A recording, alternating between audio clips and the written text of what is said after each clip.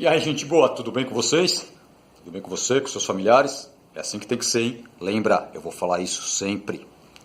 Olha lá, continuando, vimos os anfíbios, agora vamos passar para um grupo pela escala evolutiva dos vertebrados, os répteis, aqueles que ganharam características melhores para o ambiente terrestre.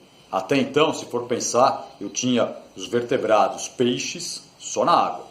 Alguns peixes até se arriscam a vir um pouquinho na lama, mas toda a maioria aquática. Os anfíbios, já numa transição, começaram a conquista do ambiente terrestre. Só que eles ainda têm vários impedimentos, o que eles ainda têm que se manter próximo à água. Eles têm que manter a pele úmida, o ovo deles ainda é sem casca, então reduz, a fecundação é na água, então ainda tem impedimentos para o ambiente terrestre.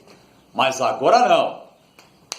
Os répteis conquistam definitivamente o ambiente terrestre. Você vai falar, mas tem répteis na água? Tem, porque eles voltaram, porque eles ganharam todas as adaptações para viver na terra, sem depender muito da água. Lógico, todo ser vivo depende de água, só que existe o ser vivo que depende muito da água, existe o que depende um pouco da água. Os répteis ganharam essa capacidade de vir para o ambiente terrestre dependendo menos da água. Isso que nós vamos ver a partir de agora. Então vamos lá, com calma, a mesma coisa. Pegue o seu livro, página 588. Acompanha pelo livro, esse é bem pequenininho, ó, não tem nem uma página e meia. Lê, tá? Por favor, lê aí no livro, ó. Escuta a aula também, copia o quadro de resumo que eu faço. Mas leia, aqui tem umas fotos interessantes, tem o coração aqui que eu vou explicar, que pode criar uma certa dúvida. Então, ó, leia o livro, acompanha a aula e qualquer dúvida, já sabe, né? Como é que é? Pergunta para mim lá no grupo ou espera a aula ao vivo para a gente conversar. Mas o grupo é tão rápido, toda hora ali tem alguém com uma dúvida. Não é possível que eu explique tão bem assim que ninguém tem dúvida. Seres vivos tem que ter dúvida, tem que ter. Eu tenho dúvida ainda, tem que ter. É mais legal, quando tem dúvida a gente pensa mais, a gente vai procurar a resposta, certo? Então, ó, dúvida, já sabe. Répteis, sistema tegumentar esquelético. Epiderme pluristratificada, várias camadas, isso é uma característica que já vem faz tempo, só que agora é uma epiderme bem mais espessa, mais grossa, com camada córnea, de proteção mesmo. A pele agora é impermeável. Isso é uma vantagem enorme para sair de perto d'água. Eu não vou secar mais se eu ficar muito tempo longe. Se ficar no sol, longe da água, minha pele não perde água, porque ela tem uma camada córnea de proteção. Ausência de glândulas, nem precisa mais. Cromatóforo, as cores. E anexos, aí cada tipo de réptil vai ter um tipo de anexo. Pode ter com escama, pode ter garra, igual os lagartos, pode ter bico, igual a boquinha da tartaruga. Fala, mas bico não é de ave. É diferente, tá? Isso aqui é um bico córneo que chama. A boquinha da tartaruga tem o nome de bico córneo, tá? Como é o sistema digestório? Boca com dentes. Pensa num crocodilo, é o melhor. Olha os dentes, grande, tudo é que ele fecha a boca, o dente fica até para fora. Dentes grandes. Intestino terminando na cloaca. Isso ainda é uma característica que ele não conseguiu transformar ainda. É a mesma lá no peixe, no anfíbio, ainda está no réptil. A cloaca é um local onde eu tenho o sistema digestório, o sistema reprodutor e o excretor junto. Já aparecem umas glândulas, deixa eu pôr um acento ali, ó, senão o pessoal reclama depois. Glândulas salivares, fígado e pâncreas. Nas cobras venenosas, essa glândula salivar ainda pode ter um veneno que pode causar problemas. Ela é um réptil, mas o normal para a digestão, glândulas salivares, fígado e pâncreas. Sistema respiratório. Respiração pulmonar. Agora não tem mais respiração cutânea, porque a pele é impermeável. Não tem respiração branquial, porque mesmo os que estão na água têm respiração pulmonar ou, olha esse você acha que nunca tinha ouvido falar, respiração cloacal nas tartarugas. Essa é diferente, hein? Respiração cloacal. Respira, faz trocas gasosas pela parede interna da cloaca. Então essas que estão na água, tartarugas aquáticas, estão na água e elas fazem esse tipo de respiração pela cloaca. Tem pulmão e pela cloaca. Tudo bem? Então, ó, a grande maioria, todos os outros, respiração pulmonar. Qualquer réptil que você estiver pensando aí, respiração pulmonar. E as tartarugas aquáticas também têm a respiração cloacal. É aqui que dá uma certa discordância, mas é fácil porque você entende bem. Sistema circulatório. Coração com 2 átrios e 2 ventrículos. Isso é uma classificação para um grupo de cientistas. Um outro grupo pensa assim: 2 átrios e 1 ventrículo. Por um motivo simples, e eu quero que você observe lá no livro. Ele realmente tem 2 cavidades superiores, os átrios, e tem um ventrículo com uma quase total divisão. Se tivesse uma total divisão no meio, para aqui, ó, tem uma separação incompleta. No livro você vê perfeitamente. Se essa divisão fosse até mais em cima, formaria 2 ventrículos completamente separados. Aí seria um coração de 4 cavidades. Mas não tem essa separação. Então eu posso falar assim, ó, 2 átrios e 2 ventrículos incompletamente separados. Ou 2 átrios e 1 ventrículo. Então cuidado, tá? O melhor, melhor falar assim: 2 átrios e 2 ventrículos incompletamente separados.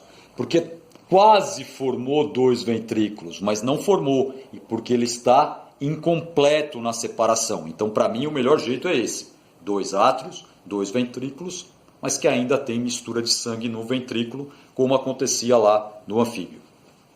Tudo bem? Sendo assim, é uma circulação fechada, dupla, só que incompleta. Quando tem mistura de sangue, é incompleta.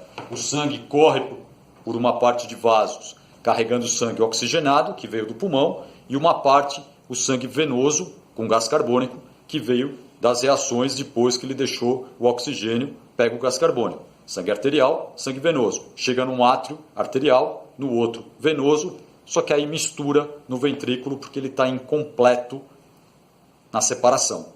Isso é ruim pelo mesmo motivo. Vai faltar oxigênio suficiente para a energia no corpo. Inclusive energia para manter a temperatura dele. Por isso que esses animais, até então, peixe, anfíbio e réptil, é de temperatura variável com o ambiente. Ele não consegue manter a temperatura do corpo por causa desse problema de misturar o sangue. Não sobra oxigênio suficiente para aumentar o metabolismo, as reações do metabolismo e aquecer o corpo. Então esse é um dos motivos dele ser de temperatura variável com o ambiente. Se está frio, ele fica com frio também. Diferente de aves e mamíferos, mas isso é um outro assunto. Ave e mamífero mantém a temperatura constante no corpo, porque nós temos um coração de 4 cavidades, não tem mistura de sangue. Fiz um asterisco aqui em crocodilianos, para você dar uma pesquisada, não só no livro, mas procurem outras coisas da internet também. Os crocodilianos têm o coração separado em 4 mesmo. Aí você vai falar, mas ele também tem um problema desse de ter a temperatura variável. Porque ele tem uma outra partezinha que o sangue mistura, que é o forame. Procura, tá? Isso é interessante, procura. O crocodiliano ele até tem umas cavidades melhores, mas o sangue mistura em outro local antes de sair e se espalhar pelo corpo dos crocodilianos.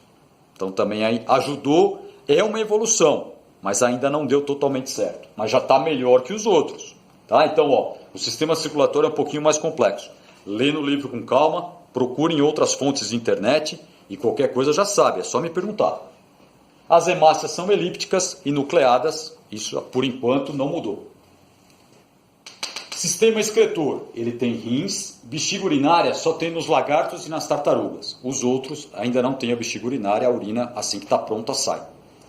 Importante, eles excretam, o excreta dos répteis é ácido úrico.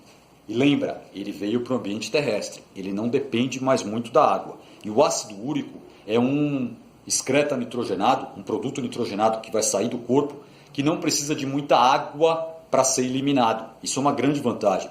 Esse animal não pode ficar urinando muito, senão ele vai perder muita água. Então, ele adaptou para excretar ácido úrico, que é um composto nitrogenado que não precisa de muita água para ser eliminado. Reserva de água porque ele está num ambiente com pouca água. Sistema nervoso. São os primeiros animais, lembrem, toda vez que tem o primeiro é aquela festa. Primeiros animais com córtex cerebral. Eles passam a ter um cérebrozinho mesmo com divisões. Córtex cerebral a ideia básica é essa. Tá?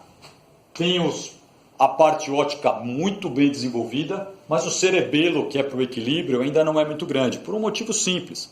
Ou eles estão rastejando, ou eles estão muito próximos ao solo. Não existe nenhum réptil com patas muito altas para desequilibrar. Então eles não precisam se preocupar muito com o equilíbrio, porque eles estão próximos. E os que estão na água, mesmo os que nadam, o corpo deles é um corpo muito como se fosse uma placa. Pensa numa tartaruga, ela é grande, é difícil desequilibrar. Então ela não precisa ter um órgão de equilíbrio muito desenvolvido. Por isso que o cerebelo ainda é pequeno. Por outro lado, já passam a ter 12 pares de nervos cranianos controlando o corpo. Reprodução. Agora vem uma parte legal. O macho agora passa a ter um par de testículos e um órgão copulador. O que é um órgão copulador? É como se fosse o pênis do mamífero. Ele passa a ter um órgão em que ele consegue colocar o espermatozoide dentro da fêmea. Legal, né? Antes, a reprodução, a fecundação era externa. O macho jogava o espermatozoide na água, a fêmea jogava o óvulo na água. A partir de agora, não. Tem uma relação em que o macho consegue colocar o espermatozoide dentro da fêmea. Isso é muito melhor para garantir que o espermatozoide vai encontrar o óvulo. Porque lá no ambiente, na água, o coitadinho do espermatozoide tinha que nadar muito, encontrar um óvulo. Tá certo que tinha muitos espermatozoides, muitos óvulos. Agora, dentro da fêmea, a chance de encontrar é bem maior. Melhor, hein? E outra, lembra, eles estão longe da água. Então eles tiveram que se adaptar para um tipo de reprodução que não dependesse tanto da água. A fêmea tem um par de ovários e ovidutos. Um par de ovário onde vai produzir os óvulos e o oviduto para onde vai caminhar para formar os ovinhos. A fecundação agora é interna, acabei de falar. O macho consegue colocar o espermatozoide dentro da fêmea. Lá dentro o espermatozoide encontra o óvulo, dentro da fêmea. A fecundação interna, muito melhor. Desenvolvimento direto, diferente do anfíbio que nós vimos. Dentro do ovo agora, quando o ovo abrir, vai ter um filhote já muito parecido com o adulto, só está pequenininho. Antes, era uma larva que sofria metamorfoses, transformações até virar o adulto. O sapo é o melhor deles, que eu falei na aula passada. Do ovo sai uma larvinha, que é o girino, que não parece ainda com o adulto, tem uma cauda. Depois ele vai, usando aquela cauda como fonte de alimento, vai se transformando até virar o sapo. Agora aqui nos répteis, não. Do ovo já vai nascer. Se é um ovo de crocodilo, já vai ter um crocodilinho lá dentro. Pequenininho só, mas já é direto, igual o pai, igual a mãe. Tudo bem? As fêmeas, eu tenho os 3 tipos. Eu tenho fêmeas ovíparas, ovovivíparas e vivíparas. Já discutimos isso nos peixes. Que põe o ovo para fora, que o ovo fica dentro dela, ou que desenvolve mesmo até nascer o tempo todo, como está fora do ovinho. Ela alimenta o próprio filhote.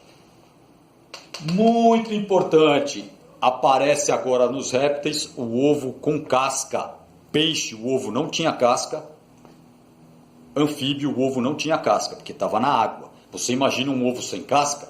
Como se fosse assim, imagina um ovo normal de galinha, a clara e a gema. Imagina uma clara mais densa, mais viscosa, para não vazar, e uma geminha lá dentro. Na água, ela está protegida mais ou menos pela própria pressão hidrostática. Agora não, agora é um ovo com casca, de proteção mesmo. A casquinha está protegendo tudo que está lá dentro.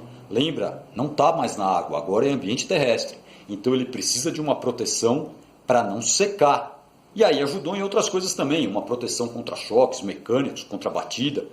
Por outro lado, ele ganha também um anexo, que quero que você olhe lá. Ó. Olha o ovinho. Passa a ter o saco vitelino, que são os nutrientes para formar o filhote.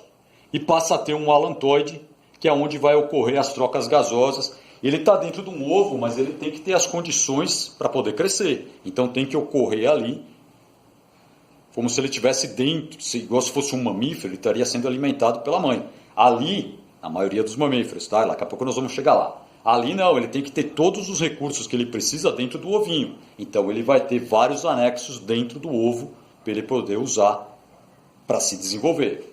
Fácil, mas qualquer dúvida, olha ali que não tem como errar. E a classificação dos répteis, eu tenho os crocodilos, os crocodilianos, jacaré, crocodilos e aligatores. Eu tenho os squamatas, que são as serpentes e os lagartos. E tenho os quelônia, que são as tartarugas, os cágados e os jabutis. Além do visual de olhar para eles, eles têm o principal, assim, placas córneas, escamas, plastrão, que é aquela carapaça toda dos quelônia. Mas aí, o que eu quero que você faça, porque se eu ficar explicando, você também não procura. Eu quero que você olhe no livro. Quero que você pesquise na internet também algumas coisas. Tem muita coisa legal lá para olhar. Essa parte dos animais tem muita coisa para se olhar. Não precisa ficar lendo. Lendo você já leu aqui. Vai só ver foto. Tem fotos muito boas. Vai lá e coloca assim, répteis, imagens. Você vai ver coisas muito legais. Assim como anfíbios, peixes. E mesmo se você voltar, quinidário, molusco, equinodermo, põe isso e põe fotos. Você está aí com calma, faz isso. É legal. Aí quem sabe você vira biólogo. Na boa? Tranquilo, né? Você pode odiar a biologia também, né? Tranquilo, né? Qualquer dúvida já sabe, vai me procurar ou espera para quando a gente se encontrar na aula ao vivo. Tudo bem? Ó, tô até fechando aqui já para falar tchau para vocês. Fica na paz e até mais.